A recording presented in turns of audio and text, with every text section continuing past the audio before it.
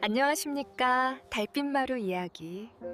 오늘도 그 옛날의 마음을 전해드립니다. 여러분 혹시 상여행녀를 본 적 있으십니까? 어허 넘차 하는 그 구슬픈 소리 말입니다. 망자를 저승으로 보내는 슬픔의 행렬이지요. 그런데 1920년대 어느 달밤 경성 외곽에서 이 상여 소리가 전혀 다른 의미로 울려 퍼졌습니다. 5대의 상여가 달빛 아래를 지나갑니다. 상주들의 통곡 소리가 밤하늘을 찢습니다. 그러나 그 상여 안에 든 것은 시신이 아니었습니다. 친일 부호의 금괴 수십 관이 그 안에 실려 있었습니다. 그것도 일제 순사들의 눈앞에서 말입니다. 이 기막힌 계략을 꾸민 사람은 누구였을까요? 천재적 두뇌를 가진 의적 정우진입니다. 아내가 머리카락을 잘라 쌀을 사야 했던 가난한 선비가 어떻게 조선 최고의 의적이 되었을까요? 그리고 그가 훔친 재물은 어디로 갔을까요? 오늘은 일제강점기, 제주는 이스되 가난에 짓눌린 한 선비가 의로운 도적이 되어 민족의 희망을 지킨 이야기를 들려드리겠습니다. 가슴 저미는 사랑과 통쾌한 지략이 어우러진 이야기 지금 시작합니다. 때는 1920년대 일제강점기 조선의 수도 경성입니다. 3.1운동의 열기가 식어가고 일본은 이른바 문화통치라는 미명 아래 조선을 더욱 교묘하게 오가매고 있었습니다. 거리에는 양복 입은 신사들과 기모노 차림의 일본인들이 활보했고 조선인들은 점점 더 뒷골목으로 밀려나고 있었습니다. 경성 서촌의 후미진 골목 깊숙한 곳 흙벽돌로 지은 작은 집 한 채가 있었습니다. 처마는 낡아 비가 새고 문풍지는 해져서 바람이 그대로 들어왔습니다. 이 집에 정우진이라는 30살 사내가 살고 있었습니다. 정우진. 이 이름을 듣고 고개를 끄덕이는 이들이 있었습니다. 한양 최고의 서당에서 수학했던 수제, 사서삼경을 한 번 읽으면 통째로 외울 수 있었던 천재 선비. 그러나 그게 무슨 소용이었습니까? 나라가 망했는데 선비의 재주가 무슨 쓸모가 있었겠습니까? 우진은 서당 훈장 자리마저 제대로 구하지 못했습니다. 일제가 세운 보통학교들이 하나둘 늘어나면서 전통 서당은 설 자리를 잃어가고 있었으니까요. 간혹 부잣집 도련님을 가르치는 자리가 나도 우진에게는 돌아오지 않았습니다. 집안 배경도 인맥도 없는 가난한 선비에게 누가 귀한 자식을 맡기겠습니까? 그의 아내 김순영은 28배 나이에도 손이 거칠고 허리가 굽어가고 있었습니다. 하루 종일 바느질품을 팔았습니다. 북촌 양반댁에 치마저고리를 짓고 일본인 상점에 옷감을 기워주고 때로는 밤을 새워 자수를 놓았습니다. 그렇게 벌어오는 돈은 쌀 한 말 사기에도 빠듯했습니다. 어느 봄날 저녁이었습니다.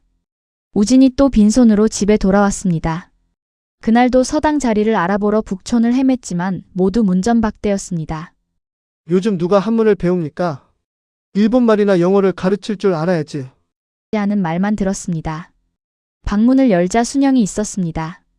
아내는 바느질 사스로 받은 돈을 천조각에 조심스럽게 싸고 있었습니다. 우진을 보자 순영은 환하게 웃으며 그 돈보따리를 내밀었습니다. 여보, 이거 받으세요. 서당 여는데 보태시라고요. 우진은 그 돈을 받아들었습니다. 은화 몇 잎과 구겨진 지폐 몇 장. 아내가 몇 달을 모았을 돈이었습니다. 그런데 이상했습니다. 이 돈이 바느질 품값치고는 너무 많았습니다. 순영아, 이 돈이 순영은 고개를 돌렸습니다. 그 순간 우진의 눈에 들어온 것은 아내의 왼손이었습니다. 약손가락에 항상 끼고 있던 옷가락지가 없었습니다. 결혼할 때 시댁에서 받은 유일한 예물 순영이 목숨처럼 아끼던 그 가락지가 사라져 있었습니다. 순영아, 우진의 목소리가 떨렸습니다. 순영은 여전히 웃고 있었지만 그 눈가에는 눈물이 맺혀 있었습니다. 괜찮아요. 가락지 하나쯤이야. 당신이 서당을 열어서 많은 아이들을 가르치시면 그게 저한테는 더 큰 보람이에요. 우진은 그날 밤 잠을 이루지 못했습니다. 아내가 곤히 잠든 옆에서 그는 천장을 바라보며 눈물을 흘렸습니다. 하늘이 자신에게 이런 총명함을 준 것이 무슨 의미인지 알 수가 없었습니다. 만 권의 책을 외울 수 있는 머리가 있어도 아내에게 따뜻한 밥 한 끼 제대로 먹이지 못하는 이 현실이 참담했습니다. 며칠이 지났습니다. 우진은 순영이 준 돈을 들고 다시 북촌으로 향했습니다. 서당을 열 터를 알아보고 학생을 모집하는 방을 붙이려 했습니다. 그러나 현실은 냉혹했습니다. 서당터로 쓸만한 방은 터무니없이 비쌌고 학생 모집 광고는 아무도 거들떠보지 않았습니다. 해가 저물 무렵 우진은 또다시 빈손으로 집에 돌아왔습니다. 좁은 골목을 지나 흑벽돌 집 앞에 섰을 때 이상한 느낌이 들었습니다. 집안이 너무 조용했습니다. 평소 같으면 순영이 바느질하는 소리, 북을 치는 소리라도 들렸을 텐데 아무 소리도 들리지 않았습니다. 순영아, 문을 열었습니다. 방 안은 어두웠습니다. 저녁 어스름이 내려앉은 방 한 구석에 순영이 웅크리고 앉아 있었습니다. 손으로 얼굴을 가리고 있었습니다. 그리고 그 옆 해진 혼이불 위에는 검은 머리카락 다발이 떨어져 있었습니다. 우진은 그 자리에 얼어붙었습니다. 순영아, 이게 무슨 일이야? 순영이 고개를 들었습니다. 아내의 긴 머리는 사라지고 귀 밑까지 댕강 잘린 짧은 머리만 남아 있었습니다. 순영의 눈은 울음을 참느라 벌겋게 충혈되어 있었습니다. 쌀이 떨어졌어요. 아이 아버지. 순영의 목소리가 떨렸습니다. 전당포에 가락지를 맡긴 돈도 벌써 다 썼고요. 그래서 머리카락을 팔았어요.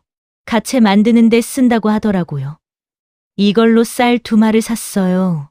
우진은 그 자리에 무릎을 꿇었습니다. 아내의 짧아진 머리를 보니 그것이 마치 한 여인의 청춘과 희망이 송두리째 잘려나간 것처럼 느껴졌습니다. 조선 여인에게 머리카락이 얼마나 소중한지 우진은 너무나 잘 알고 있었습니다. 순영아, 내가 당신을 이 지경으로? 우진은 떨리는 손으로 아내의 짧은 머리를 쓰다듬었습니다. 순영은 고개를 숙인 채 눈물을 흘렸습니다. 두 사람은 그렇게 한참을 말없이 앉아 있었습니다. 그날 밤 비가 내렸습니다.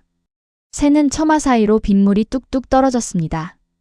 우진은 잠들지 못하고 밖으로 나왔습니다. 빗속에서 하늘을 올려다보았습니다. 하늘이시여, 우진이 외쳤습니다. 비가 그의 얼굴을 적셨습니다. 하늘이 저에게 이런 재주를 주신 것이 무엇 때문입니까? 이렇게 구렁에 처박혀 죽으라고 주신 것입니까? 아니면 다른 길을 찾으라는 뜻입니까? 우진의 머릿속에서 무언가가 번뜩였습니다. 한양에서 공부할 때 들었던 이야기들이 떠올랐습니다. 탐관오리의 금고를 털어 백성을 구제했다는 의적 임꺽정, 부자들의 곳간을 열어 가난한 이들에게 나눠줬다는 장길산. 그들은 도적이었지만 백성들은 그들을 영웅으로 기억했습니다. 그래, 정당한 방법으로는 안 된다. 이 세상이 이미 정당하지 않은데 어찌 정당한 방법만 고집하겠는가? 우진의 눈빛이 변했습니다. 그동안 책 속에만 갇혀있던 천재선비의 머리가 돌아가기 시작했습니다. 친일 부호들의 재산, 조선인의 고열을 빨아먹은 그 부정한 재물들. 그것을 빼앗아 독립운동 자금으로 쓴다면 그것이야말로 진정한 의로운 일이 아니겠습니까? 우진은 비를 맞으며 서 있었습니다. 그의 마음속에서 한 가지 결심이 단단하게 굳어지고 있었습니다. 가난한 선비 정우진은 죽고 의로운 도적 정우진이 태어나는 순간이었습니다. 다음 날 아침 우진은 순영에게 말했습니다. 순영아, 내가 돈을 벌어오겠소. 조금만 기다려 주시오. 순영은 남편의 눈빛이 달라진 것을 느꼈습니다. 무언가 큰 결심을 한 것 같았습니다. 그러나 순영은 묻지 않았습니다. 그저 고개를 끄덕이며 말했습니다. 저는 당신을 믿어요. 당신은 하늘이 내신 재주를 가진 분이니까요. 우진은 집을 나섰습니다. 그가 향한 곳은 남대문 근처의 작은 한약방이었습니다. 그곳에는 옛 동지가 한 사람 있었습니다. 전직 독립운동가 박창식이 운영하는 한약방이었습니다. 남대문 근처의 한약방은 겉으로 보기엔 평범했습니다. 보인당이라는 낡은 간판이 걸려있고 약초 냄새가 골목까지 풍겨나왔습니다. 그러나 이곳의 주인 박창식은 평범한 약방 주인이 아니었습니다. 3.1운동 당시 만세 시위를 주도했다가 일제 경찰에 쫓겨 만주로 망명했던 인물. 그곳에서 독립군과 함께했으나 어머니의 임종 소식을 듣고 몰래 귀국해 지금은 한약방을 운영하며 겉으로는 평범한 상인으로 살고 있었습니다. 그러나 그의 한약방은 여전히 독립운동 자금을 모으고 전달하는 비밀 연락처 역할을 하고 있었습니다. 우진이 한약방 문을 열고 들어섰을 때 박창식은 약재를 다듬고 있었습니다. 40이 간 넘은 나이지만 얼굴에는 세월의 흔적이 깊이 새겨져 있었습니다.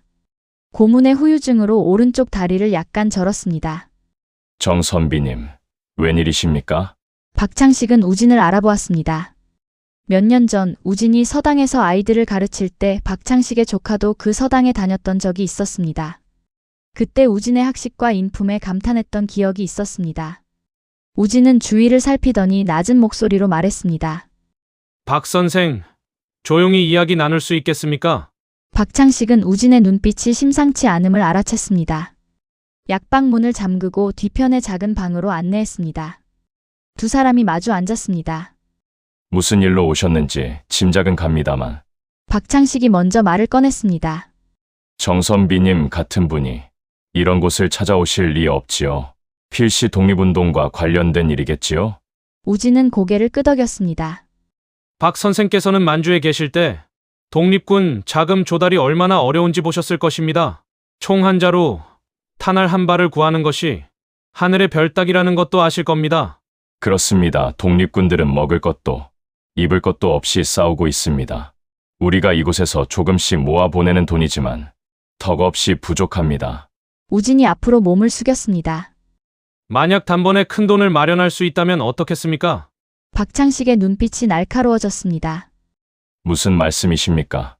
이 경성에는 조선인의 고열을 빨아먹고 불을 쌓은 친일 부호들이 즐비합니다. 동양척식회사에 협력해 동족의 땅을 빼앗은 자들, 일본 군수품 조달로 떼돈을 번 자들, 그들의 금고에는 조선인의 피와 눈물로 만들어진 재물이 가득합니다. 우진의 목소리에 힘이 실렸습니다. 그 부정한 재물을 취해서 독립군 자금으로 보낸다면 그것이야말로 진정한 의로운 일이 아니겠습니까? 박창식은 한동안 말이 없었습니다. 그는 우진을 뚫어지게 바라보았습니다. 정선비님, 그 말씀은 도적이 되시겠다는 뜻입니까? 도적이라는 말이 거슬리신다면 의적이라고 불러주십시오. 저는 가난한 백성의 것은 손톱만큼도 취하지 않을 것입니다. 오직 친일로 불을 쌓은 자들의 재물만을 취할 것입니다. 박창식은 깊은 생각에 잠겼습니다. 한참을 고민하던 그가 입을 열었습니다. 정선비님, 그 일이 얼마나 위험한지 아십니까? 일제 경찰에 잡히면 죽음입니다. 그리고 설령 성공한다 해도 평생 도망자로 살아야 합니다. 알고 있습니다. 그러나 이미 제 마음은 정해졌습니다. 우진의 눈빛에는 흔들림이 없었습니다. 박창식은 그 눈빛을 보고 더 이상 말리지 않았습니다. 대신 조용히 물었습니다. 혹시 계획이 있으십니까? 우진은 품에서 종이 한 장을 꺼냈습니다. 거기에는 빽빽한 글씨로 무언가가 적혀 있었습니다. 첫 번째 목표는 최창묵 대감입니다. 북촌에 저택을 가진 친일 거부지요. 동양척식회사의 토지 매매에 협력해서 조선인 수백 가구를 땅에서 쫓아낸 자입니다. 그가 쌓은 부는 모두 동족의 눈물 위에 세워진 것입니다. 박창식은 종이를 받아들었습니다. 거기에는 최창묵의 저택 구조, 하인들의 동선, 금고의 위치까지 상세히 적혀 있었습니다. 이걸 언제 다 조사하셨습니까? 최대감 댁에서 한때 저를 훈장으로 쓰려 했던 적이 있습니다. 면접을 보러 갔다가 집안 구조를 보았지요. 그리고 그곳에서 일하는 하인 중 제 옛 서당 학생의 아버지가 있습니다. 그를 통해 나머지 정보를 얻었습니다. 박창식은 감탄했습니다. 단순히 의협심만 앞선 것이 아니라 치밀한 계획까지 세워둔 것이었습니다. 그런데 정선비님 혼자서는 어렵지 않겠습니까? 사람이 더 필요할 텐데요. 우진이 고개를 끄덕였습니다. 그래서 박 선생의 도움이 필요합니다. 독립운동을 하시다 보면 여러 사람을 아실 텐데 믿을 만한 이들을 소개해 주실 수 있겠습니까? 박창식은 잠시 생각하더니 말했습니다. 알겠습니다. 며칠 시간을 주십시오. 사람을 모아보겠습니다. 다만 조건이 있습니다. 말씀하십시오. 첫째, 절대로 죄 없는 백성을 해치지 않을 것. 둘째, 훔친 재물은 반드시 독립운동 자금으로 쓸 것. 이 두 가지를 약속해 주십시오. 우진은 단호하게 대답했습니다. 약속하겠습니다. 제가 원하는 것도 바로 그것입니다. 일주일 후 인왕산 자락에 폐가에 사람들이 모였습니다. 어둠이 깔린 밤 횃불 몇 개만이 희미하게 타오르고 있었습니다. 12명의 사내들이 우진 앞에 둘러앉았습니다. 그들은 모두 사연이 있는 사람들이었습니다. 땅을 빼앗긴 농부, 일본 순사에게 매를 맞아 불구가 된 인력거꾼, 가족을 잃은 전직 포수. 세상에 원한이 맺힌 이들이었지만 그렇다고 나쁜 사람들은 아니었습니다. 단지 살 길이 막힌 이들이었습니다. 박창식이 우진을 소개했습니다. 이분이 정우진 선비님이십니다. 오늘부터 여러분과 함께 큰일을 도모하실 분입니다. 사내들이 우진을 물끄러미 바라보았습니다. 선비 차림의 마른 사내. 과연 이런 사람이 두목 노릇을 할 수 있을까 하는 의구심이 얼굴에 역력했습니다. 우진은 그들의 시선을 느꼈습니다. 그러나 주눅 들지 않았습니다. 대신 낡은 두루마기 자락을 여미고 천천히 입을 열었습니다. 여러분, 저는 여러분에게 부를 약속하지 않겠습니다. 편한 삶도 약속하지 못합니다. 오히려 위험한 길입니다. 언제 일제 순사에게 잡힐지 모르는 길입니다. 사내들의 얼굴이 굳어졌습니다. 우진은 계속 말을 이었습니다. 그러나 저는 여러분에게 한 가지는 약속할 수 있습니다. 우리가 하는 일은 의로운 일이라는 것입니다. 우리는 가난한 백성을 해치지 않을 것입니다. 우리는 오직 친일로 부를 쌓은 자들, 동족을 팔아 배를 불린 자들의 재물만을 취할 것입니다. 우진은 품에서 종이 한 장을 꺼냈습니다. 그리고 횃불 앞에 높이 들어 올렸습니다. 여기 우리의 세 가지 원칙이 있습니다. 이것을 어기는 자는 저와 함께 할 수 없습니다. 우진이 또렷한 목소리로 읽기 시작했습니다. 첫째, 가난한 조선인 서민의 재산은 절대 취하지 않는다. 그들이 손발에 땀이 베이도록 일해 모은 단 한 푼도 탐하지 않는다. 사내들이 고개를 끄덕였습니다. 둘째, 관청의 공금은 건드리지 않는다.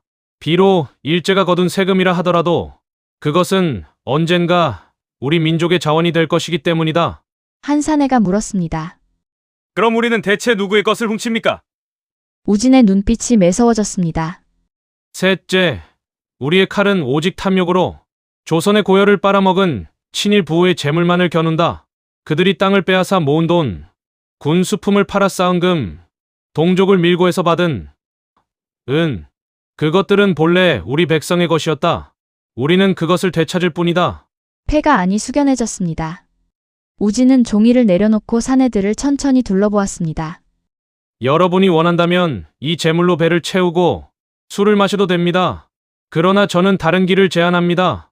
이 재물을 만주의 독립군에게 보내는 것입니다.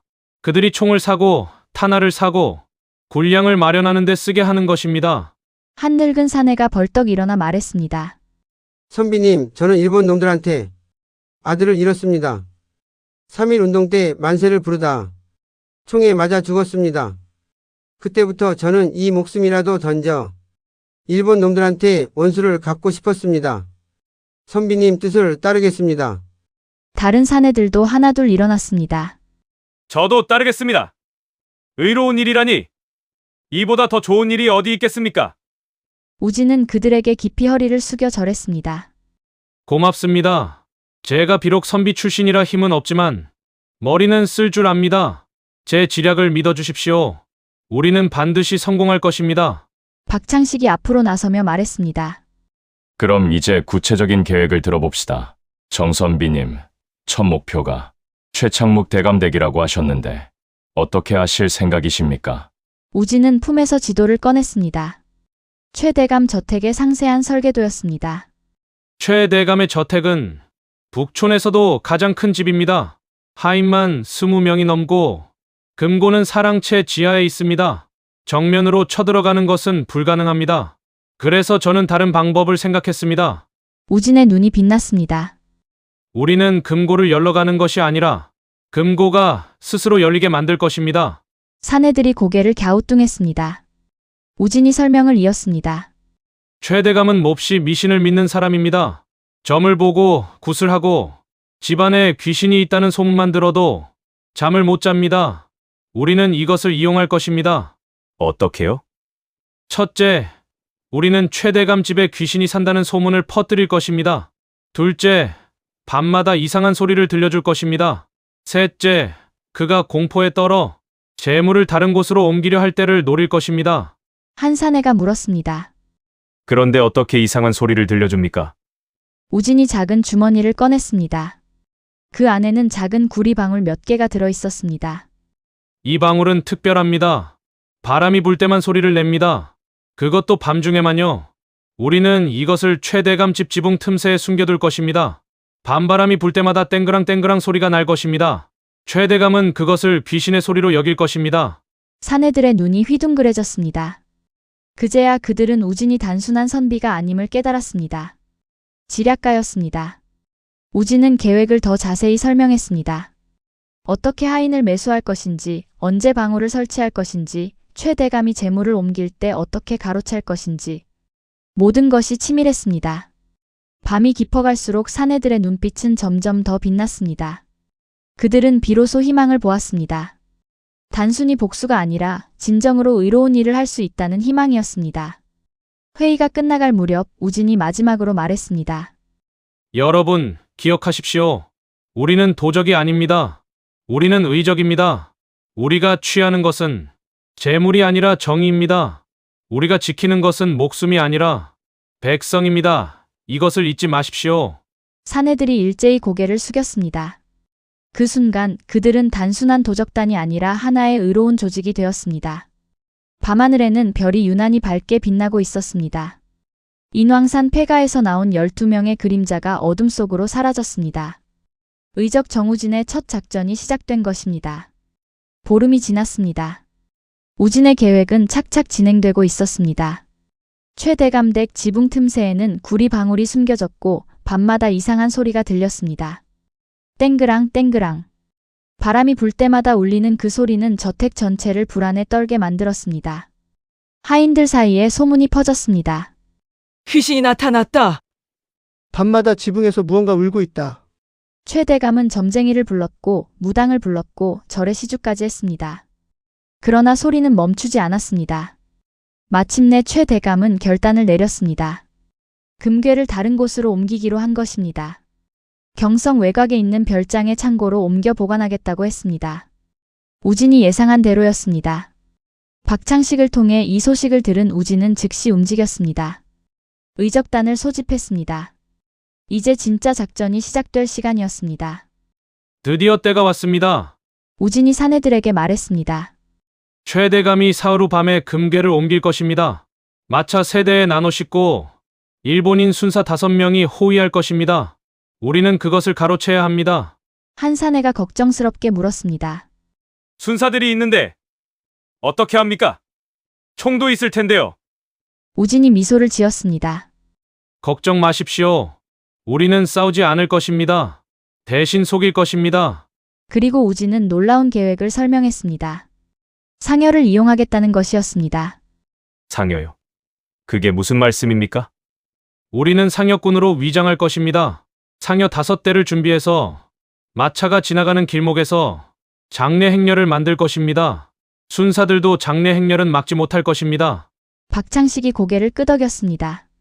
기발합니다. 그런데 상여를 어떻게 구합니까? 제가 알아보겠습니다. 서촌에 상여를 빌려주는 곳이 있습니다. 가난한 이들을 위해 헌 상여를 싸게 빌려주는 곳이지요. 사흘이 빨리 지나갔습니다. 그리고 운명의 날이 밝았습니다. 아니, 정확히는 밤이 찾아왔습니다. 보름달이 떠오른 밤이었습니다. 최대감의 저택에서 마차 3대가 나왔습니다. 무거운 괴짝들이 실려 있었습니다. 금괴가 든 괴짝이었습니다. 일본인 순사 5명이 말을 타고 마차를 호위했습니다. 그들은 칼과 총으로 무장하고 있었습니다. 마차 행렬은 북촌을 빠져나와 경성 외곽으로 향했습니다. 좁고 어두운 골목길을 지나갔습니다. 달빛만이 그들의 길을 비추고 있었습니다. 그때였습니다. 앞쪽에서 이상한 소리가 들려왔습니다. 어허 넘차, 어허 넘차. 상여 소리였습니다. 마차가 멈춰 섰습니다. 순사들이 앞을 바라보았습니다. 어둠 속에서 5대의 상여가 천천히 다가오고 있었습니다. 흰 옷을 입은 상여꾼들이 상여를 메고 있었고 상주로 보이는 이가 앞에서 통곡하고 있었습니다. 으앙, 아버지! 상주의 울음소리가 밤하늘에 울려 퍼졌습니다. 그 상주가 바로 우진이었습니다. 그는 굵은 제복을 입고 완벽하게 상주 역할을 하고 있었습니다. 순사 하나가 말을 앞으로 몰고 나왔습니다. 이봐! 길을 비켜! 우진이 순사를 향해 비틀거리며 다가왔습니다. 술에 취한 듯 보였습니다. 나으리, 제발 길을 터주시오! 저희 아버님께서 돌아가셨는데 장지가 저 너머 언덕이 옵니다, 상주인! 제가 슬픔에 지쳐 쓰러지려 하오! 우진이 순사 앞에서 무릎을 꿇었습니다. 다른 상여꾼들도 멈춰 섰습니다. 그들의 얼굴에는 슬픔이 가득했습니다. 아니, 슬픔인 척하고 있었습니다. 순사는 짜증스러운 표정을 지었지만 장래 행렬을 함부로 막을 수는 없었습니다. 조선인이든 일본인이든 죽은 자에 대한 예의는 지켜야 했습니다. 좋다 그럼 빨리 지나가. 순사가 손을 흔들어 길을 비켰습니다. 상여 행렬이 천천히 마차 옆을 지나가기 시작했습니다. 어허 넘차, 어허 넘차. 상여꾼들의 소리가 구슬프게 울렸습니다. 그 순간이었습니다. 우진이 작은 신호를 보냈습니다. 손을 가볍게 들어 올리는 신호였습니다. 그 신호를 본 상여꾼들이 재빨리 움직였습니다. 한 상여가 마차 바로 옆에 멈춰 섰습니다. 상여꾼 중 하나가 일부러 비틀거리며 마차에 부딪혔습니다. 아이고! 그 순간에 혼란을 틈타 다른 상여꾼들이 번개같이 마차에 괴짝을 들어 올렸습니다. 그리고 상여 안으로 밀어 넣었습니다. 불과 몇 초 만에 일어난 일이었습니다. 순사들은 아무것도 눈치채지 못했습니다. 상여 안에 무엇이 있는지 들여다볼 수도 없었습니다. 망자가 누워있을 곳을 함부로 볼 수는 없는 일이었으니까요. 우진이 다시 통곡했습니다. 아버지! 좋은 곳으로 가십시오! 그의 목소리는 진짜 슬픔처럼 들렸습니다. 아니, 어쩌면 진짜 슬픔이었는지도 모릅니다. 이 나라를 빼앗긴 슬픔, 동족이 동족을 배신하는 것을 보는 슬픔 말입니다. 상여 행렬은 천천히 움직였습니다. 5대의 상여는 이제 금괴를 가득 실은 상태였습니다. 그러나 순사들은 여전히 아무것도 눈치채지 못했습니다. 그들은 그저 빨리 이 장례 행렬이 지나가기만을 기다리고 있었습니다. 상여 행렬이 골목을 완전히 빠져나갔습니다. 어둠 속으로 사라졌습니다. 어허 넘차 소리만이 점점 멀어져 갔습니다. 순사들은 그제야 마차로 다시 시선을 돌렸습니다. 그리고 괴짝을 확인했습니다. 순간 그들의 얼굴이 하얗게 질렸습니다. 괴짝이 비어 있었습니다. 금괴가 모두 사라져 있었습니다. 뭐야? 도둑이다! 순사들이 말을 돌려 상여 행렬을 쫓으려 했습니다. 그러나 이미 늦었습니다. 골목 곳곳에서 연막이 피어올랐습니다. 우진이 미리 준비해둔 화약이었습니다. 시야가 완전히 가려졌습니다. 순사들이 연막을 헤치고 나왔을 때는 이미 상여 행렬은 흔적도 없이 사라진 뒤였습니다. 밤의 어둠이 그들을 완전히 삼켜버린 것입니다. 달빛 아래 의적단은 안전한 곳으로 이동했습니다. 인왕산 자락의 비밀 장소였습니다. 그곳에서 상여를 열었습니다. 금괴가 쏟아져 나왔습니다. 달빛을 받아 금빛으로 빛나는 그 금괴들은 마치 희망처럼 보였습니다. 사내들이 환호했습니다. 그러나 우진은 웃지 않았습니다. 대신 조용히 말했습니다. 이것은 우리 것이 아닙니다. 이것은 본래 우리 백성의 것이었고 이제 독립군의 것이 될 것입니다. 박창식이 앞으로 나왔습니다. 그의 눈에는 눈물이 맺혀 있었습니다. 정선비님, 고맙습니다. 이 금괴로 만주의 독립군들이 얼마나 많은 일을 할 수 있겠습니까? 총도 사고, 탄약도 사고, 병사들을 먹일 양식도 살 수 있을 것입니다. 우진이 금괴 중 작은 몇 개를 따로 떼어냈습니다. 이것만 남기겠습니다. 우리가 살아가는 데 필요한 최소한의 것입니다. 나머지는 모두 가져가십시오. 박창식은 우진의 손을 꽉 잡았습니다. 정선비님은 진정한 의인이십니다. 언젠가 이 나라가 해방되면 사람들은 선비님을 기억할 것입니다. 우진은 고개를 저었습니다. 아닙니다. 저는 그저 할 일을 했을 뿐입니다. 그리고 기억될 필요도 없습니다. 다만 이 나라가 자유를 되찾는다면 그것으로 충분합니다. 그날 밤 금괴는 비밀리에 만주로 향하는 길에 올랐습니다. 박창식의 네트워크를 통해 조심스럽게 운반되었습니다. 그 금괴는 훗날 수많은 독립군의 무기가 되고 군량이 되고 희망이 되었습니다. 며칠 후 우진은 서촌의 작은 집으로 돌아왔습니다. 순영이 문 앞에서 남편을 기다리고 있었습니다. 그녀는 남편이 어디서 무엇을 했는지 묻지 않았습니다. 다만 남편이 무사히 돌아온 것만으로 감사했습니다. 우진이 품에서 작은 보자기를 꺼냈습니다. 그 안에는 새 옷가락지가 들어 있었습니다. 순영아, 이것을 받으시오. 순영의 눈이 커졌습니다. 옷가락지였습니다. 예전에 전당포에 맡겼던 것보다 더 아름다운 가락지였습니다. 여보, 이게. 이제 더 이상 당신의 아름다움을 팔아 쌀을 사지 않아도 돼요. 그리고 머리카락도 다시 기르시오. 나는 당신의 긴 머리가 좋소. 순영은 남편의 품에 안겨 울었습니다. 기쁨의 눈물이었습니다. 그녀는 알고 있었습니다. 남편이 위험한 일을 했다는 것을. 그러나 그것이 올바른 일이었다는 것도 알고 있었습니다. 우진은 남은 돈으로 작은 서당을 열었습니다.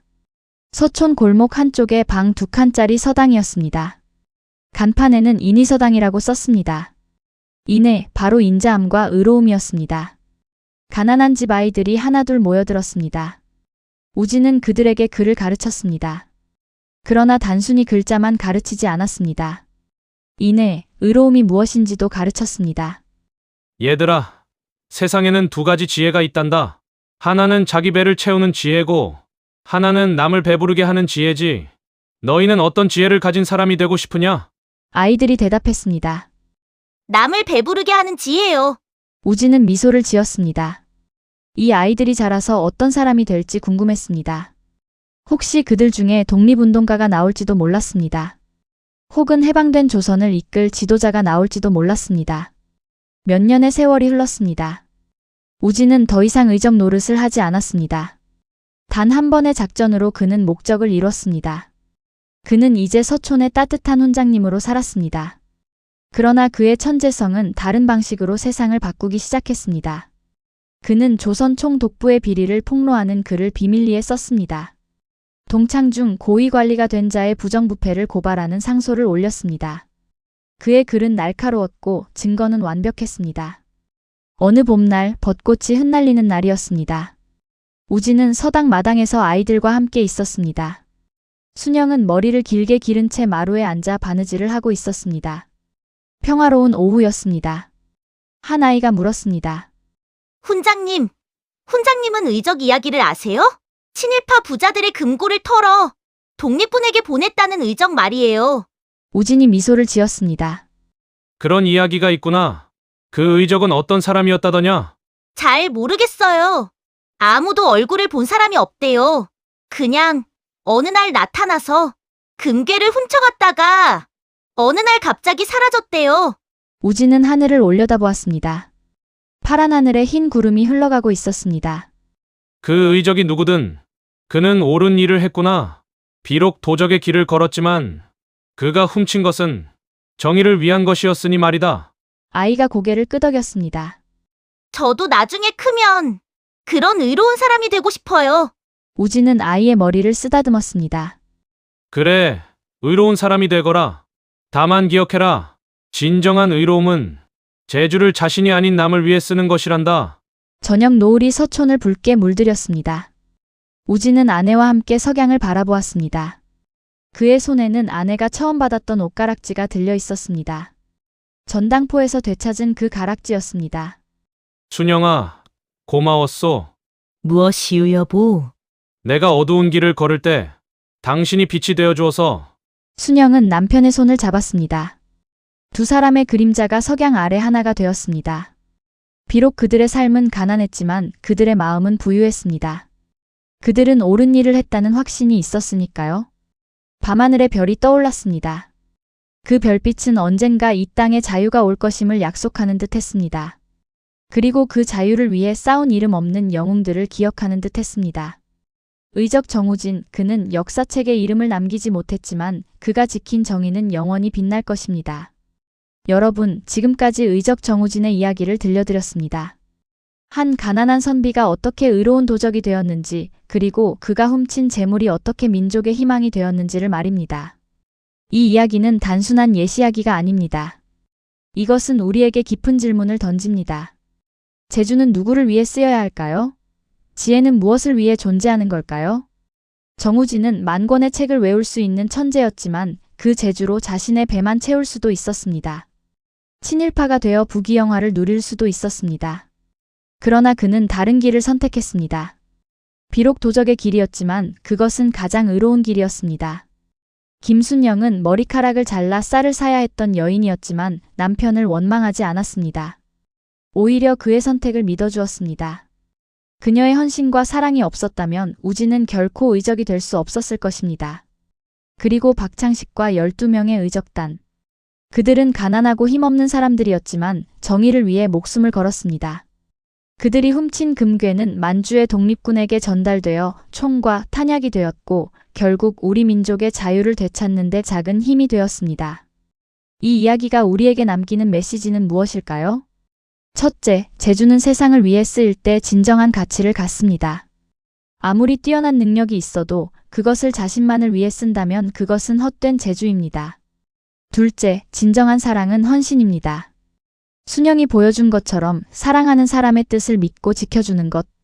그것이 진정한 사랑입니다. 셋째, 정의는 때로 어두운 길을 걸을 때도 있습니다. 우진은 도적이 되었지만 그가 지킨 것은 정의였습니다. 세상이 불의로 가득할 때 정당한 방법만 고집하는 것이 과연 옳은 일일까요? 이것은 지금도 우리가 고민해야 할 질문입니다. 오늘날을 사는 우리도 마찬가지입니다. 우리 각자에게는 우진과 같은 재주가 있습니다. 어떤 이는 글을 잘 쓰고 어떤 이는 말을 잘하고 어떤 이는 손재주가 뛰어납니다. 그 재주를 어떻게 쓸 것인가? 그것이 우리 삶의 가치를 결정합니다. 정우진은 역사책에 이름을 남기지 못했습니다. 그러나 그가 지킨 정의는 오늘날까지 우리 마음속에 살아 있습니다. 이름 없는 영웅들이 있었기에 오늘날 우리가 자유를 누리고 있는 것입니다. 여러분도 기억하시겠지요? 우리 곁에는 이름 없이 의로운 일을 하는 사람들이 있습니다. 부당함을 보고 침묵하지 않는 사람, 약한 이를 도와주는 사람, 자신의 이익보다 공동체를 먼저 생각하는 사람. 그들이 바로 현대의 정우진입니다. 이 이야기를 듣고 나서 우리 자신에게 물어봅시다. 나는 내 재주를 어떻게 쓰고 있는가? 나는 어떤 가치를 위해 살아가는가? 달밤에 울려 퍼진 상여 소리, 어허 넘차. 그것은 망자를 위한 슬픔의 소리가 아니라 새로운 희망을 싣고 가는 소리였습니다. 우리도 그런 삶을 살아갈 수 있지 않을까요? 어둠 속에서도 희망의 불씨를 지피는 삶 말입니다. 긴 이야기 들어주셔서 감사합니다. 오늘 이 이야기가 여러분의 가슴 한편의 작은 씨앗으로 남아 언젠가 의로운 열매로 자라나기를 바랍니다. 세상이 아무리 어두워도 의로운 사람 하나가 켜는 촛불 하나면 충분합니다. 그 촛불이 다른 촛불을 밝히고 또 다른 촛불을 밝혀 결국 세상 전체를 밝힐 수 있으니까요. 여러분 모두 그런 촛불이 되시기를 바랍니다. 안녕히 계십시오.